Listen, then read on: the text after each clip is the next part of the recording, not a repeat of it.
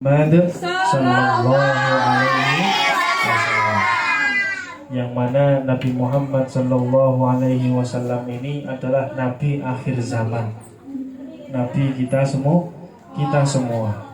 Maka kita sebagai umatnya, maka kita harus mencintai. Adik-adik tolong diperhatikan.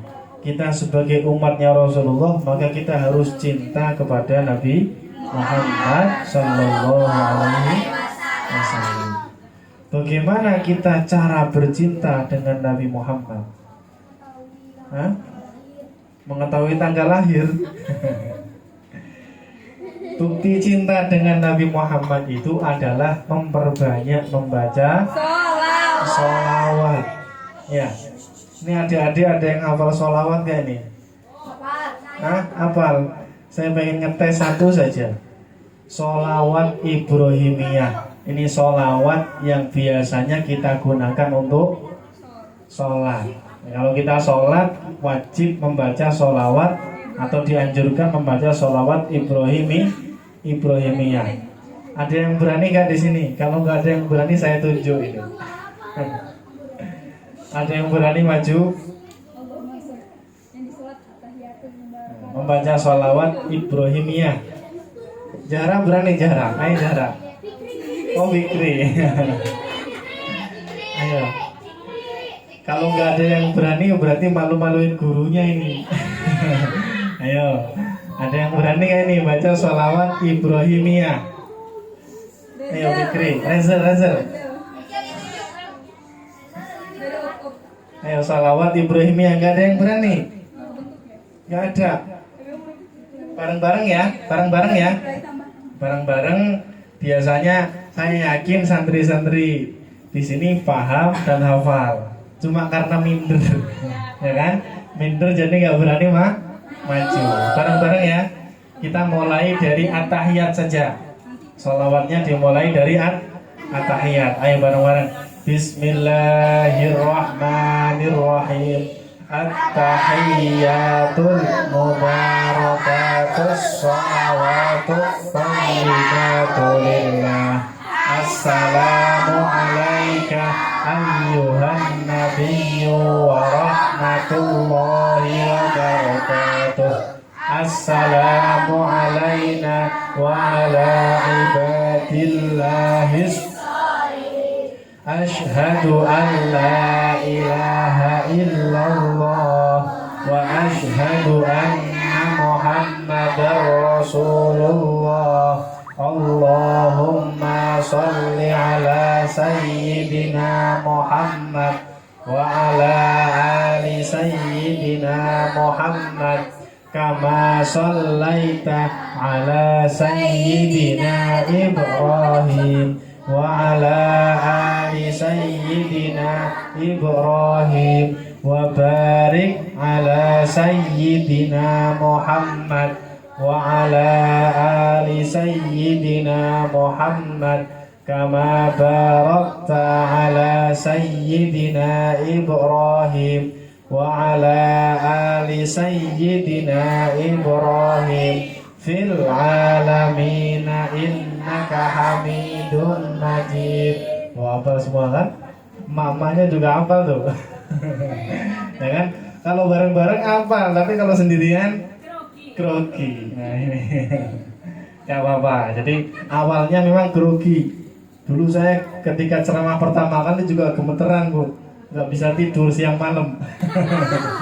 Tapi lama-lama kalau udah sering megang mic, malah mic-nya yang minder sama saya kadang.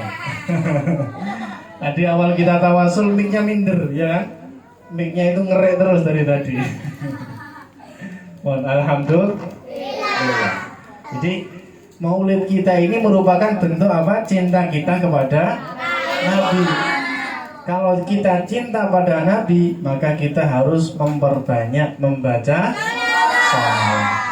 Karena apa?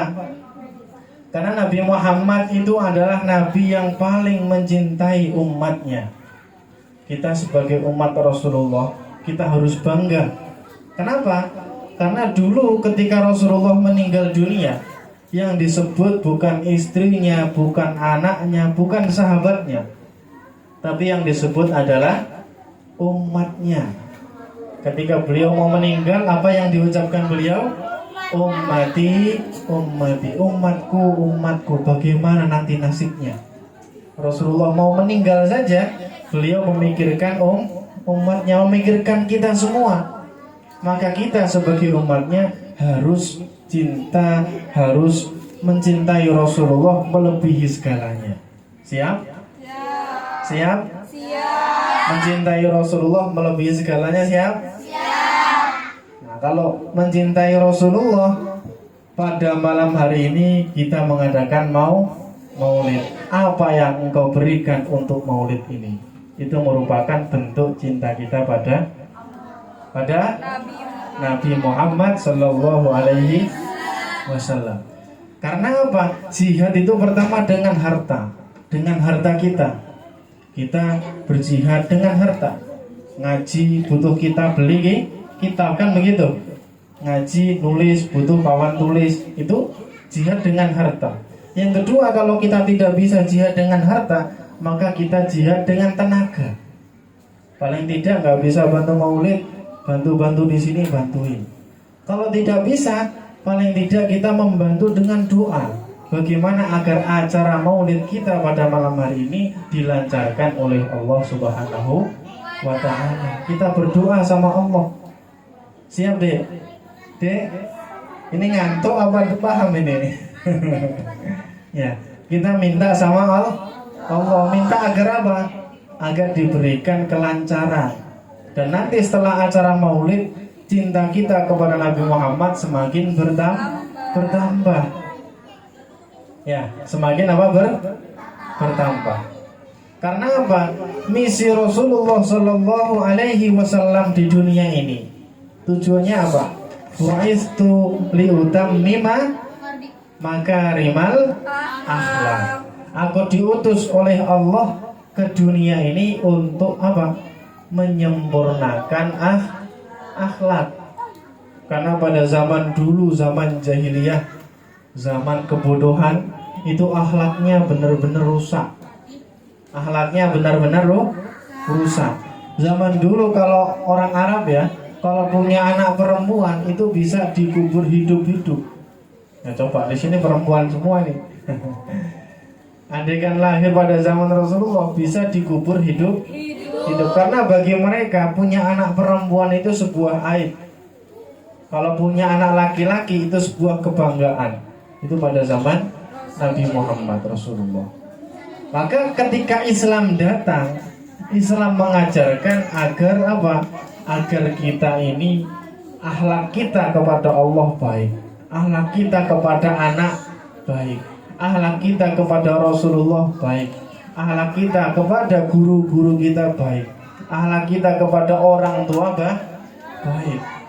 Yang pertama, bagaimana cara kita berakhlak kepada Allah? Cara kita berakhlak kepada Allah adalah yang pertama, jangan sampai hati kita ini suudzon kepada Allah.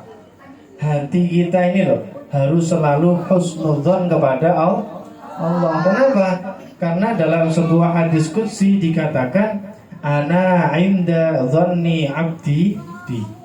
Aku akan menjadi sesuai persangkaan hambaku kepadaku. Kalau kita husnudzon kepada Allah, maka semuanya akan baik-baik saja.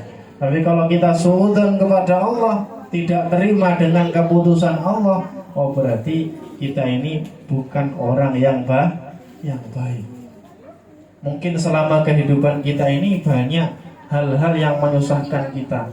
Kalau anak-anak hafalannya susah, ngajinya susah, maka bagaimana? Minta sama Allah agar diberikan kelancaran, kemudahan oleh Allah Subhanahu wa ta'ala.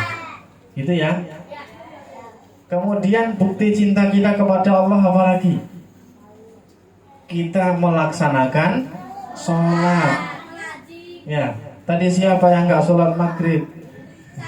Loh kan? Cinta sama Allah nggak sholat maghrib, ngaku lagi.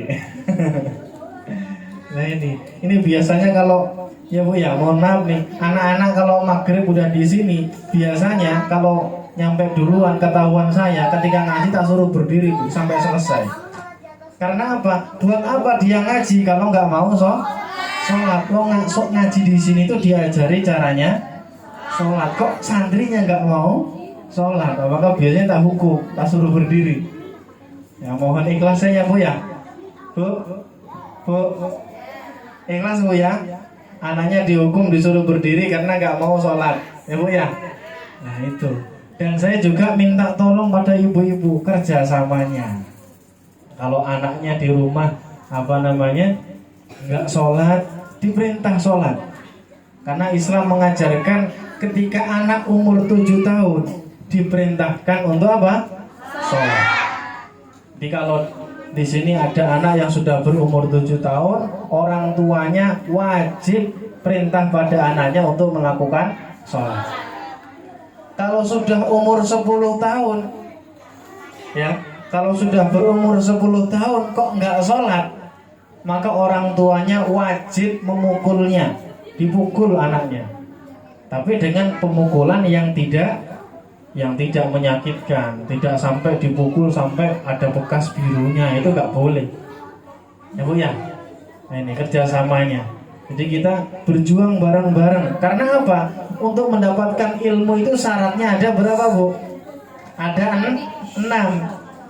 Alala tanalul ilma illa bisittatin sa'unbika an majmu'iha bi bayani dzakain wa hirsin wastiqbalin wa bulghatin wa irsyadi ustadin wa tuliz zamani. Alala, ingat, la tanalul ilma, ilmu tidak akan bisa didapat. Jadi anak-anak panjenengan semua Bu, itu tidak akan bisa mendapatkan ilmu illa bisittatin, kecuali dengan 6 perkara ini. Kalau kita lakukan, maka insya Allah anak kita akan menjadi anak yang berilmu. Kalau 6 perkara ini tidak kita lakukan, maka ya hayhata, ya sangat jauh sekali kita bisa mendapatkan ilmu itu. Yang pertama apa? Yang pertama adalah zakat. Untuk mendapatkan ilmu, yang pertama anak kita harus cerdas, ya Bu ya. Anak kita harus cerdas, harus pinter. Zaman dulu kalau anak itu nggak pinter, biasanya baru dibuang ke pesantren. Dianggapnya pesantren itu tempat pembuangan anak. Lah ini salah, ini mindset seperti ini. Jadi pesantren itu kalau pengen anaknya bermanfaat, berilmu, mendoakan orang tuanya, kalau pesantrenkan anak yang paling pinter, ya Bu, bukan yang paling bandel taruh pondok. Ini salah ini. Zakat. Kemudian yang kedua, zakain wa hirsin. Hirsin itu adalah artinya, kalau makna kasarnya rakus, tapi di sini bukan berarti rakus, tapi rakus akan ilmu, sehingga apapun yang dia pelajari kalau nggak paham tanya. Ya adik-adik, kalau diterangin gurunya nggak paham, tanya, jangan diem saja. Ya, jangan diem baik. Kalau nggak paham tanya. Kemudian yang ketiga, wastiqbalin, harus menghadap kepada guru, menghadap zahirnya juga menghadap batinnya. Hatinya harus selalu menghormati guru. Dengan guru, ya jadi yang adat yang baik, akhlak yang baik itu kalau ada murid datang ke tempat pengajian, ada gurunya, dengerin nih. Kalau ada murid datang ke tempat pengajian, ada gurunya, salim, cium tangan. Jangan ketemu gurunya, woi, begitu. Ini murid cap apa ini? Ya, murid cap kaki 3 kalau begitu namanya. Ya, ini kalau ketemu gurunya, nyampe ke pengajian, salim. Ya, Dek, siap gak ini? Siap. Oh, siapnya lemes begini nggak percaya saya. Siap gak ini? Siap. Nyampe pengajian saling dicium tangannya, jangan ditempel ke jidat ke pipi, tapi dicium tangannya gitu ya. Nah, ini merupakan akhlak adab. Adik-adik pengen punya ilmu manfaat gak? Pengen banget atau pengen aja? Pengen banget. Nah, maka harus punya akhlak kepada guru terutama. Kalau guru memerintahkan harus taat. Kalau guru memerintahkan harus apa? Harus apa? Taat, taat sama guru. Kemudian Islam juga mengajarkan selain kita harus berakhlak kepada guru, Islam juga mengajarkan bagaimana cara kita berakhlak kepada orang tua. Kalau orang tua saya sudah nggak ada, bagaimana Pak? Walinya, mbahnya, ya harus taat sama mbahnya, pak lek bulenya harus taat, diperintah harus nurut, gitu ya. Ya, santri-santri di sini kalau sama orang tua bagaimana? Nurut gak? Benar. Hah? Harus nurut. Kalau disuruh beli, nah tolong beliin mas aku. Nanti bu. Nah ini penyakit ini. Ya harus nurut. Siapa itu? Ada orangnya. Ya, sama orang tua harus nurut. Ya bu ya. Nanti kalau anaknya disuruh gak nurut, ingetin bu, bahwasanya kamu kan ngaji diajari nurut sama orang tua. Satu. Kemudian yang kedua, sama orang tua tidak boleh meninggikan suara. Yang mengatakan Allah ini, wala taqul lahuma uffi wala tanharhuma. Jangan berkata hus, diperintah nanti aku. Nah itu salah itu. Nggak boleh ya. Sama orang tua harus apa? Harus taat, harus nurut. Kecuali diperintah nyolong lah, jangan nurut kalau itu. La ta'ata li makhluqin fi ma'siyatil khaliq. Tidak boleh taat kepada makhluk ketika makhluk tadi menyuruh kita untuk bermaksiat kepada Allah. Gitu ya.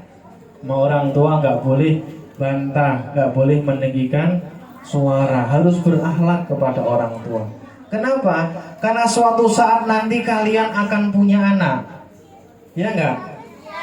Suatu saat kalian pengen punya anak enggak? Oh, berarti enggak semuanya ini. Suatu saat kalian akan memiliki anak. Kalau kalian tidak taat sama orang tua, anak kalian pun sama, tidak akan taat sama kalian. Pengen punya anak bandel? Pengen enggak? Adik-adik di sini pengen punya anak bandel enggak? Ya, makanya kalian jangan bandel sama orang tua. Suatu saat nanti kalian juga bisa jadi guru, ya kan? Karena nggak seterusnya Ustaz Mu'alif, Mbak Istia, Mbak Sinta jadi guru kalian terus. Suatu saat pasti akan meninggal dunia dan kalian yang nanti akan menjadi penerusnya, ya kan? Nah, amin gitu loh. Diam-diam aja. Nah, suatu saat kalian akan punya murid. Pengen punya murid yang bandel-bandel? Hah? Nggak pengen kan? Maka mulai sekarang kalian harus jadi murid yang baik, yang nurut sama gurunya, yang taat sama gurunya, agar nanti kalian ketika menjadi guru, murid-murid kalian jadi murid-murid yang nurut. Pengen punya murid yang nurut? Maulah, wah itu semangat tuh, bagus tuh. Gitu ya. Di sama orang tua harus taat, harus berakhlak, nggak boleh suaranya kenceng-kenceng. Ya, Patir ya. Nangisnya jangan kenceng-kenceng, Patir. Ya. Kalau disuruh mbahnya, "Tir, tolong beliin mas aku." "Siap, Mbah." Gitu ya. Nah, gitu. Harus taat sama nenek, taat juga sama kakek. Nggak cuma Patir, kalian semua juga sama, harus taat sama orang tua. Kalau kalian bandel disuruh orang tua, nanti anak kalian juga bandel sama kalian. Ini ingat ya. Ya. Kalau kalian bandel sama orang tua, nanti anak kalian bandel sama kalian. Setuju? Setuju? Setuju. Udah perjanjian ini. Sama guru juga harus baik, karena guru juga orang tua. Karena kita ini punya orang tua 3. Yang pertama, kedua orang tua yang melahirkan kita, bapak dan ibu. Yang kedua adalah siapa? Siapa lagi? Guru kita. Guru kita ini orang tua roh kita. Yang ketiga adalah orang tua pasangan. Bukan pasangan pacaran, tapi ketika menikah, maka orang tuanya, pasangannya itu juga orang tua kita. Gitu ya. Kemudian Islam juga mengajarkan akhlak. Tidak hanya pada orang tua, pada guru, tapi juga akhlak dengan sesama teman. Ya, kalian punya teman nggak? Sedikit atau banyak? Banyak. Nah, kalau kalian punya teman, kalian tidak boleh menyakiti teman kalian. Ya. Dalam hadis dikatakan, "May yu'minu billahi wal yaumil akhir falyakul khairan aw liyasmut." Barang siapa dia beriman pada Allah dan hari akhir, maka hendaknya dia berucap baik atau diam. Kalau ucapan kita ini bisa menyakiti teman kita, bisa menyakiti orang lain, maka lebih baik diam, gitu ya. Ya. Ini lemes semua ini, udah ngantuk ini. Ini lemes, ngantuk, apa lapar ini? Ngantuk dua-duanya. Ya udah cukup ya. Yang penting oleh-oleh pada malam hari ini kalian harus menjadi anak yang lebih baik.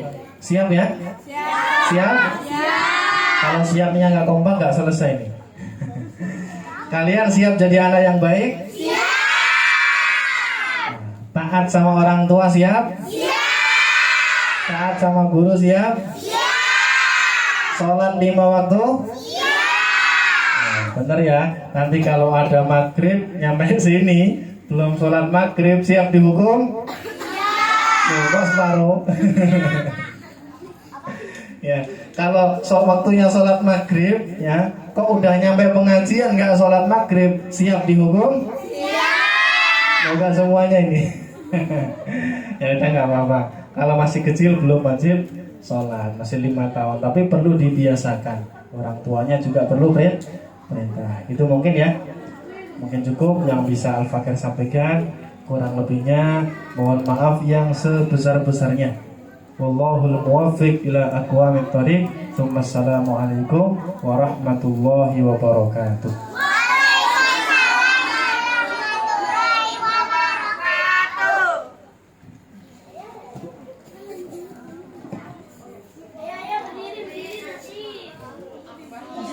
Terima kasih Ustaz atas tausiahnya. Teman-teman tadi sudah dengarkan kisah Rasulullah SAW. Semoga kita di akhirat bisa bertemu dengan Rasulullah SAW. Amin. Baiklah kita